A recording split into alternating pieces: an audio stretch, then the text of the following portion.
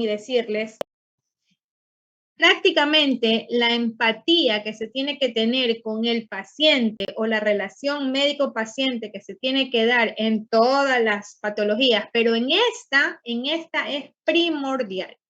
Prácticamente ustedes tienen que estar atentos a lo que el paciente te refiere y empáticos con lo que él dice, porque tiene mucho que ver el síndrome de intestino irritable con alteraciones psicosociales, con ansiedad, con depresión. No sé si hayan escuchado el término colitis nerviosa en algún momento.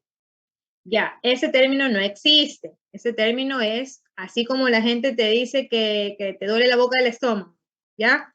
Pero la patología sí existe. La patología es síndrome de intestino irritable, ¿bien? Muchas veces lo definen así, pero solamente les digo que a veces esas colitis nerviosas se producen cuando van a dar un examen, cuando tienen una exposición, cuando tienen una lección, que es la próxima semana, cuando justamente tienen algunos problemas familiares, ¿verdad? Y ustedes dirán, pero justo ahora que estoy de apuro, que me pasa esto, quiero ir al baño. Bien, existe el eje intestino-cerebro, que ya se lo he estudiado, donde todas las alteraciones que nos suceden a los seres humanos a nivel de acá, ansiedad, preocupación, depresión, crisis de pánico, miedo, agresividad, todo influye en nuestro colon, en nuestro intestino. Entonces, de ahí radica que muchos que no saben manejar emociones o tienen muchos problemas de ansiedad, repercutan y se manifiesten en forma de diarrea o de estreñimiento. Entonces, con esta introducción tenemos que el síndrome de intestino irritable es un trastorno funcional. Desde el mismo hecho que les digo funcional, ya ustedes automáticamente descartan lo orgánico. Lo orgánico es que el paciente va en muy mal estado nutricional, que el paciente ha perdido peso, que el paciente se ve como deteriorado, ya. Eso no va a existir acá, por más sintomatología que tenga. Entonces, eso es importante definirlo porque es lo primero que nosotros, cuando ya tengamos el diagnóstico, le vamos a decir al paciente. No es cáncer, porque el paciente va con ese miedo de que sea cáncer de colon. Entonces tú le vas a quitar una vez que tengas el diagnóstico esa ansiedad y créeme que 50% ya estamos más tranquilos y va a mejorar los síntomas. Este trastorno funcional tiene que cumplir criterios que si no están completos no es intestino irritable y es cualquier otra cosa. Debe de haber dolor o malestar abdominal recurrente que se asocian a cambios en la frecuencia o en la consistencia de las deposiciones. O sea, el paciente tiene dolor abdominal y diarrea, o dolor abdominal y estreñimiento, o dolor abdominal, diarrea y estreñimiento, que es el intestino irritable mixto. Pero para que se cumpla el criterio como tal, no es que mañana va un paciente, ay, tengo dolor abdominal y diarrea, y tú ya de una le digas que es intestino irritable. No, señores. Tiene que cumplir el criterio de estar presente los últimos 3 meses seguidos, aunque sea una vez a la semana, pero que todas las semanas durante los últimos 3 meses, y la aparición de los primeros síntomas deben haber estado 6 meses hacia atrás. Fíjense cómo si no se cumple eso, no es intestino irritable. Porque les pongo el ejemplo de aquel paciente que va con diarrea porque comió algo, porque hizo una intolerancia. Obviamente te va a ir con diarrea y dolor abdominal. Es que diarrea y dolor abdominal hay muchas patologías. Puede ser una gastroenteritis, pero ojo, ahí puede haber fiebre. Entonces, descarto que sea intestino irritable. Puede ser una tifoidea, salmonelosis, gastroenteritis, diarrea crónica, puede ser un VIH, entonces puede ser una parasitosis, una amebiasis, un montón de causas de diarrea crónica.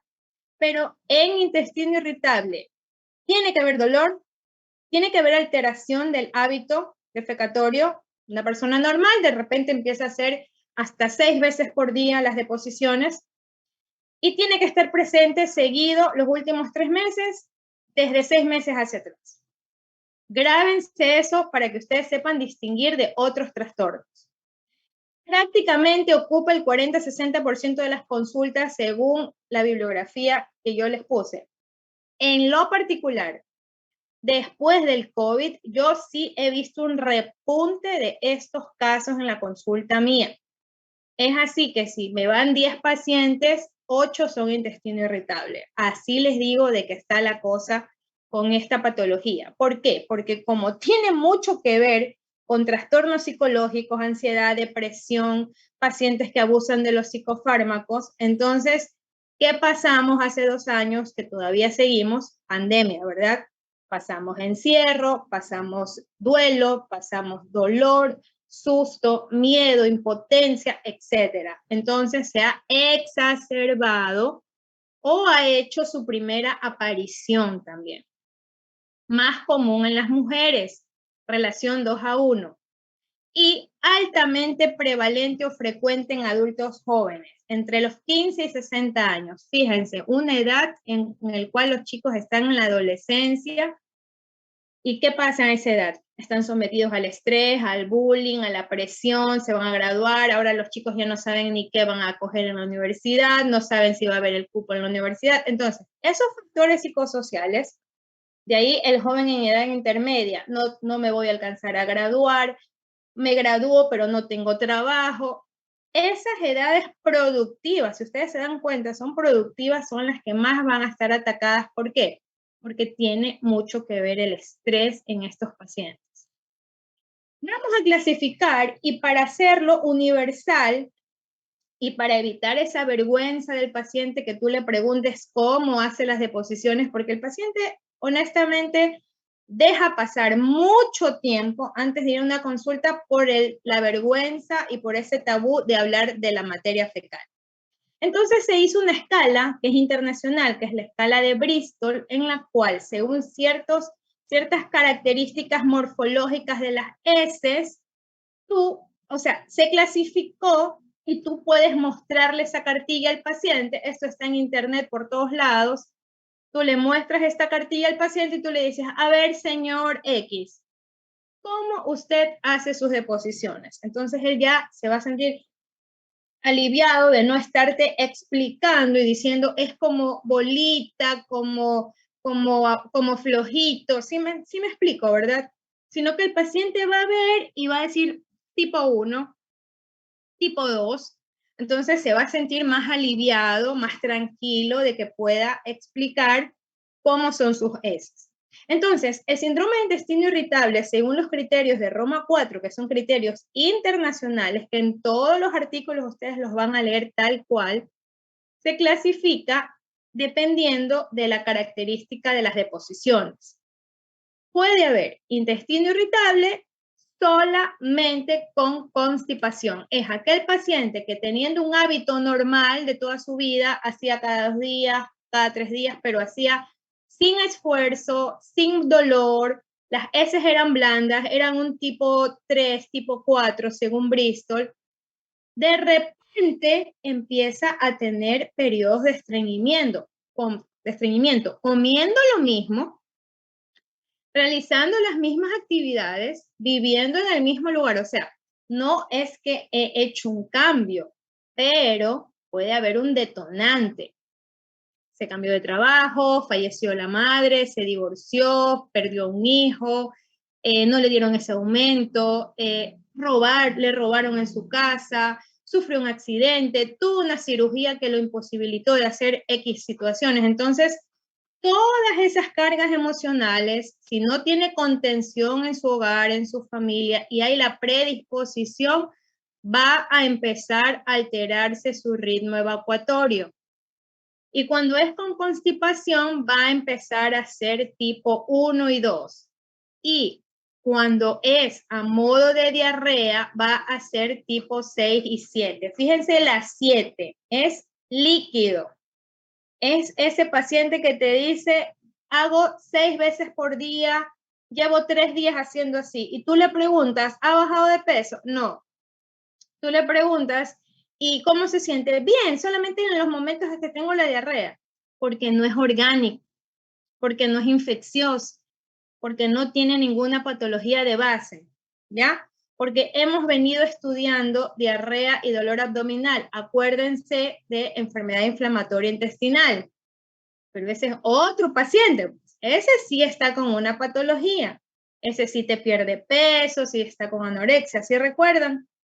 Hemos estado también hablando de lo que es pacientes con hemorragia digestiva. Entonces, imagínense que haga deposiciones con sangre y él diga, hago diarrea con sangre. Pero es con sangre, pues. Ya no es intestino irritable. Entonces, vamos nosotros descartando muchas patologías que ya conocemos y si es diarrea con sangre o cambios en el hábito evacuatorio, más pérdida de peso, más anemia, puede ser un cáncer colorectal. No es intestino irritable. Entonces, aquí es muy importante preguntarle qué síntomas, desde cuándo empezaron y cómo son las heces.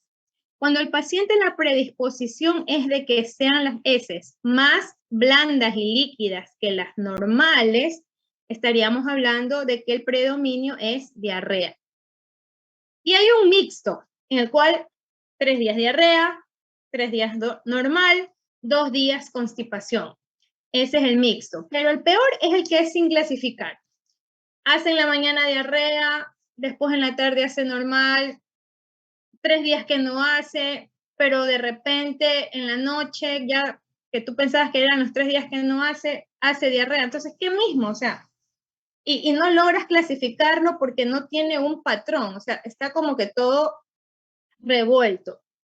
No podemos definir qué hábito tiene, entonces lo dejaríamos como intestino irritable sin clasificar. Es la menos que se presenta, suerte. La que más se presenta es predominio de diarrea.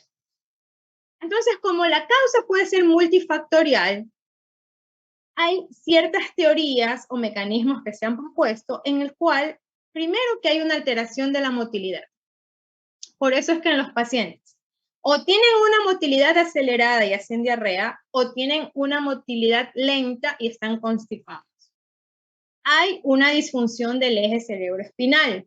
¿Qué significa esto? Problemas de ansiedad, depresión, angustia, crisis de pánico, me hacen que el paciente no sepa que está padeciendo eso y se contenga, y como hay células neuroentéricas a nivel de intestino, a nivel de colon, entonces estas a su vez hacen cambios en la microbiota, estas alteraciones, este desequilibrio de que causa el estrés, con lo cual el paciente podría desencadenar estas crisis, ya sea de diarrea o constipación. A veces, la cantidad de deposiciones que son aumentadas cuando tienen diarrea hacen que la flora se altere. Entonces se ha visto que eso también influencia en que el paciente tenga más deposiciones, porque se barren las microvellosidades, ya no hay cómo se absorba el agua, sino que todo barre. Y el paciente continúa con las deposiciones líquidas. Factores psicosociales que ya los hemos hablado, y muchas veces hay pacientes que después de una infección gastrointestinal, salmonelosis, tifoidea, gastroenteritis, etcétera, empiezan con un intestino irritable y empiezan a quedarse con esa diarrea una vez a la semana, 2 veces a la semana, después de algún episodio extremo o de estrés, con el cual también correspondería pensar o preguntar, hace 6 meses atrás o hace 3 meses atrás no tuvo algún episodio de gastroenteritis, alguna tifoidea, alguna situación en la cual tuvieron que darle antibióticos. Entonces ahí puede ser que el paciente recuerde, sí, tuve un episodio hace 3 meses y desde ahí coincidentemente me quedé así. Eso hay que preguntar. Entonces el diagnóstico se basa en los 4 pilares fundamentales que son una buena historia clínica, cómo, cuándo, desde cuándo, cómo es la bacteria fecal, tiene moco, tiene sangre, tiene esto, para ir descartando. Un buen examen físico donde tú vas a valorar el abdomen, distensión, si hay hepatomegalia, si hay esplenomegalia, o sea, a encontrar otras cosas que quizás te cambien tu diagnóstico y sea otra patología. Tienes que hacer un laboratorio mínimo que consiste prácticamente en biometría, glucosa, hormonas tiroideas, para tú determinar si no tiene este paciente, a ver, si quizás la diarrea, a ver, quizás es un hipotiroidismo o un hipertiroidismo, entonces ya tú descartas intestino irritable. La cuestión es que como viene con diarrea y dolor abdominal, puede ser muchas cosas y tú no puedes hablar en la primera consulta de intestino irritable. Tienes que empezar a descartar. Y al último ya vas a tener un diagnóstico cuando ya todo concuerde. Hay que hacer colonoscopia. Tengo que avanzar en mis estudios y tengo que pedir una colonoscopia. ¿Por qué? Porque si yo estoy descartando todo lo que se me ocurre que puede ser lo que cause diarrea, tengo que ver, pues, si está la mucosa con erosiones, sin erosiones, tengo que tomar biopsias para saber si ya no hay una colitis microscópica, tengo que tomar biopsias para saber si es que no hay úlceras porque hay parasitosis, tengo que ver que no haya angiodisplasias, tengo que ver, etcétera, tengo que ver muchas cosas anormales para yo descartar que sea intestino irritable, que quizás sea otra patología. Pero ¿y si tengo la colonoscopia normal? Y si tomo biopsias y no hay ninguna colitis ni nada, pues chicos, ahí es el momento en el cual yo digo, esto es un trastorno funcional porque no hay causa alguna, no tiene problemas con las hormonas tiroideas, no tiene problemas con el azúcar, no es diabético, tiene una colonoscopia normal, no tiene ninguna alteración en la ecografía que le hice, a la palpación no encuentro nada, solo encuentro leve dolor a la palpación profunda. Ahí yo puedo decir, señor, usted lo que tiene es un síndrome de intestino irritable. Y empiezo a ahondar más en la parte psicosocial, ¿verdad? ¿Desde cuándo ocurrió esto? ¿No hubo algún evento así que marcó su familia en ese momento? ¿No tuvieron una pérdida? No, nadie se enfermó, nadie falleció. Y verán cómo cuando el paciente empieza a recordar, puede ser que le atinen y efectivamente los síntomas empezaron después de un evento de estrés agudo.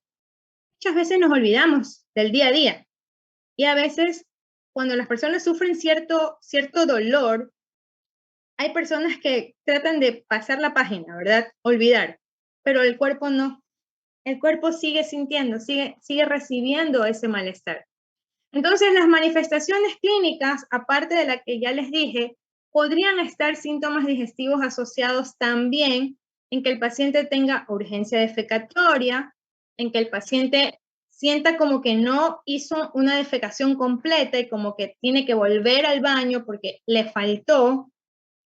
Puede haber moco, puede haber distensión abdominal, que no son síntomas puntuales, pero son síntomas asociados. O sea, que pueden como no pueden estar. Pero lo que sí no debe de dejar de estar es el dolor y la alteración del ritmo evacuatorio.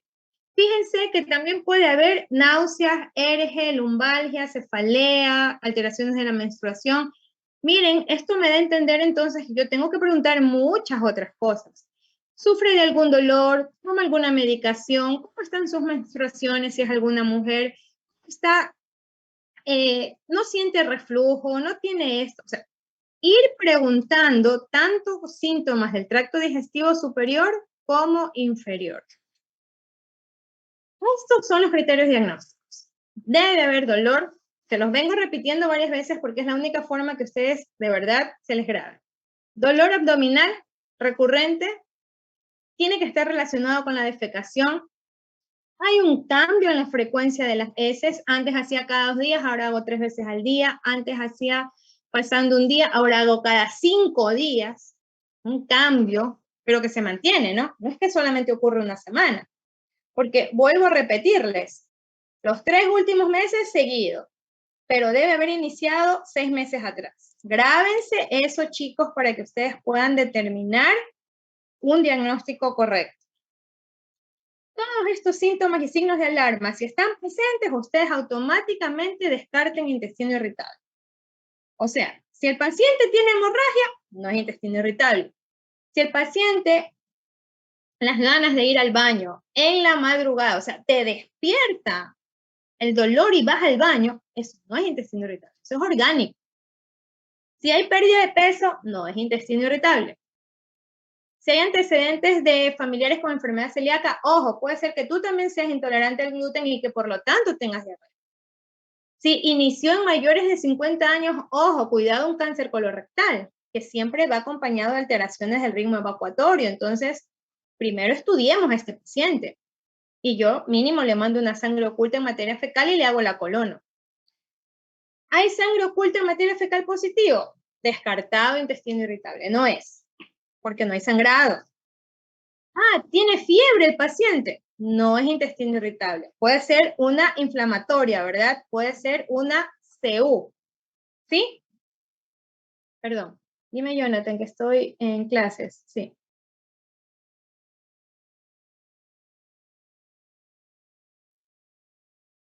Ya.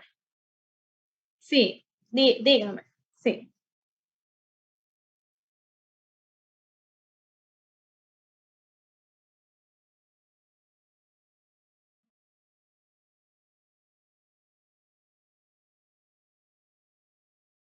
Mire, o para serle sincera, son los padres de un niño, ¿verdad?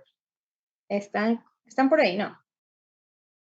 Ya, están con mucha ansiedad porque creen ellos que la disfagia, que no es disfagia, porque ahí hay un componente psicológico importante en ese paciente. Entonces, para tranquilizarlos, yo les dije que vamos a ver todo lo posible para que ellos se den cuenta que no hay ningún cuerpo extraño. O sea, realmente eso es algo para tranquilizarlo al paciente, porque yo sé que no hay nada ahí.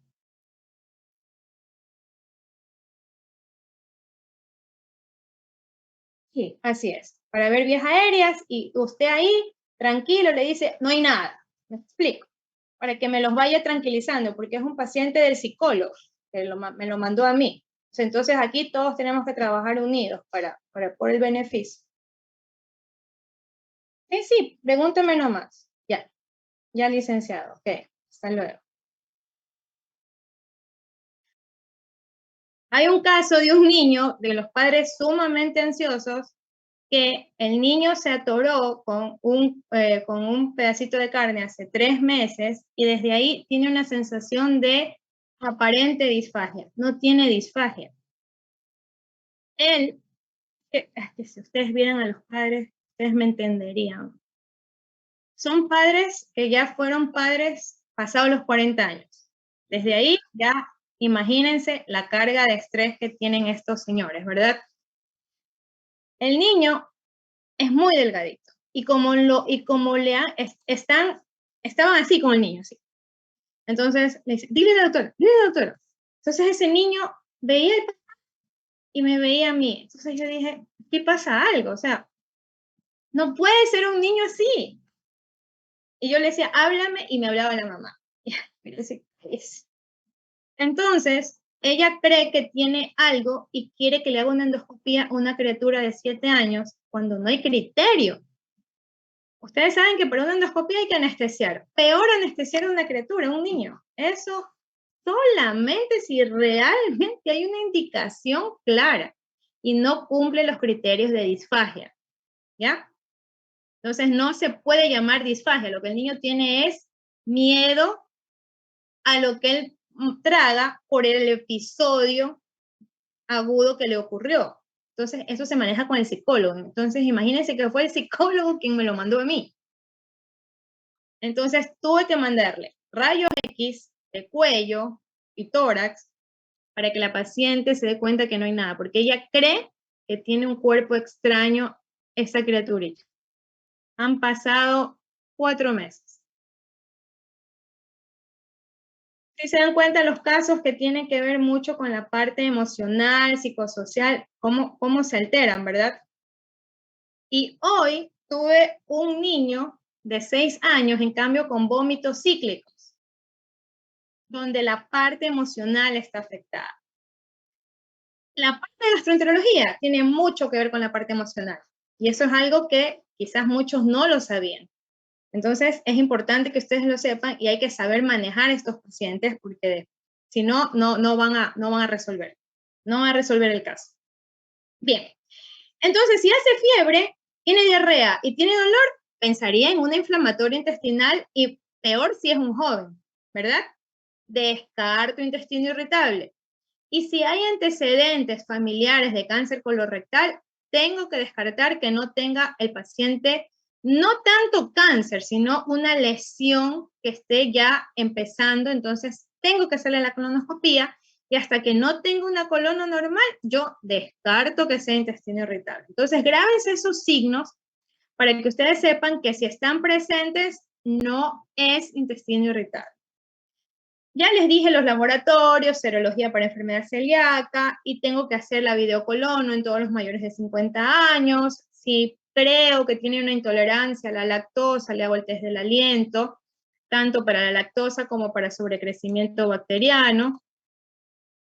Y el tratamiento, lo más importante es que haya una buena relación médico-paciente para que el paciente me confíe las cosas, me cuente las cosas, si no, vamos a fracasar. La otra parte importante es que si tú te das cuenta que la cosa viene por la ansiedad o por la depresión, mándalo al psicólogo de una forma que no crea que te estás sacando la vuelta y le explicas que parte del tratamiento consiste en la terapia psicológica, porque de paso es que es parte del tratamiento, no me lo estoy inventando, es parte del tratamiento. Entonces van esos tratamientos a hacer psicoterapia, a calmar la ansiedad, calmar la depresión. A veces hay medicamentos que se manejan para la depresión, que yo preferiría, aquí están los antidepresivos, que yo siempre preferiría que los maneje el psiquiatra, aunque los podemos manejar los gastroenterólogos, pero yo no estoy mejorando la causa, porque yo estoy dando quizás un medicamento que me va a mejorar el estado anímico del paciente, pero ¿y cuál es la causa de la depresión? Pues eso solamente lo va a ver el médico, especialista en psiquiatría, o lo va a ver el psicólogo. No sé si me explique, yo no voy a ahondar en esa parte. Entonces, yo en lo particular no manejo antidepresivos, lo mando el psiquiatra. Y siempre el tratamiento va de acuerdo a cuál es la presentación. Si está con constipación, tengo que manejar laxantes, tengo que manejar fibra, tengo que manejar agentes formadores de masa como el psyllium. Si tengo pacientes con diarrea, tengo que dejar que haga diarrea, entonces manejo loperamida. Única indicación de la loperamida, el famoso Imodium, sí lo han de haber escuchado, ¿verdad? Ya, bueno, tiene indicación, pero fíjense bajo qué criterio. Manejo rifaximina, antibiótico local, no absorbible sistémicamente, va directamente a actuar sobre colon. Manejo antiespasmódicos, acuérdense, el paciente tiene dolor, chicos, dolor. Entonces, dentro de todos los antiespasmódicos tenemos bromuro de otilonio, pinaverio, trimebutina, meverina y oshina. Creo, si no me equivoco, con el sector público de todo lo que les acabo de nombrar, ya tenemos lactulosa,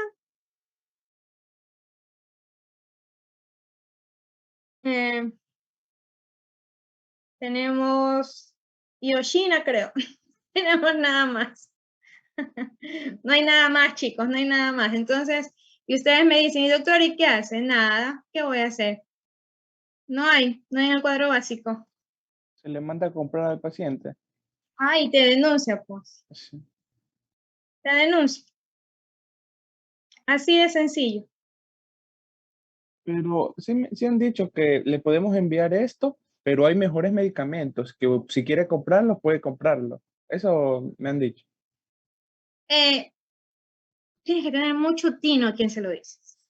Yo lo he hecho, pero tienes que tener mucho tino, porque así como hay la buena voluntad del médico, hay la mala voluntad del paciente. Y yo he sido testigo que han ido con el papelito, han ido a la gerencia de los hospitales y han votado a los médicos. Yo he estado presente, nadie me lo ha contado, porque son reglamentos que no se puede mandar a comprar al paciente, ¿verdad? Cuando estás en el IE. Así es, un arma de doble filo, chicos. Por eso, ¿dónde está el problema? En el bendito cuadro básico de medicamentos. Ahí está el problema. ¿Qué tenemos los gastroenterólogos? Omeprazol, lactulosa y magaldrato.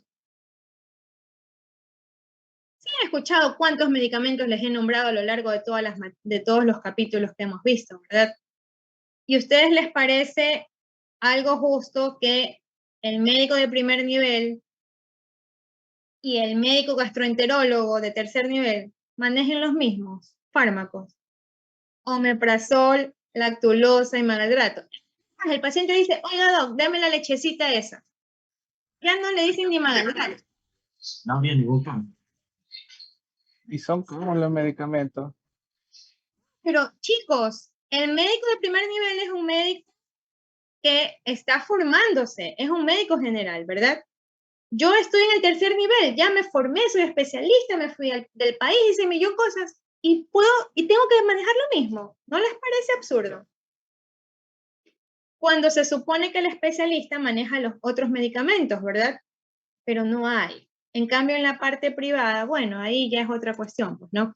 Ahí uno tiene la libertad y el paciente en realidad mejora. Por eso es que todos están enfermos en el IES y en el MSP porque no hay los medicamentos y no va a cambiar. No va a cambiar. Yo, que trabajo en un prestador, yo sí les mando, porque como no tengo relación contractual con el IES, ¿verdad? Sino que es servicios prestados, yo sí les mando mi receta. Yo le digo, si usted está en la posibilidad, esto es lo que lo va a mejorar. Esto. Igual le mando el omeprazol y la lechecita. ¿Por qué? Ahí donde no le mandes, ellos tienen que salir con su bolsita que diga IES, con sus 2 cartoncitos de magaldrato y con sus 60 pastillitas de omeprazol. Eso es cultural, chicos, eso ya no lo puedo mejorar. Es la verdad, parece broma, pero es verdad. Miren, tratamiento psicológico, parte del tratamiento. Hay que mandarlo al psicólogo si ustedes ven que la cosa va por ahí. Y muchas veces, como tenemos esta alteración de la flora, se ha visto que los probióticos mejoran. Entonces, probióticos tampoco hay. Que les diré, lamento decepcionarlos, pero les tengo que hablar lo que dicen los protocolos, pero también tengo que enfrentarlos a la realidad para que no vayan ciegos, ¿ok? Para que sepan lo que pasa. ¿Alguna pregunta?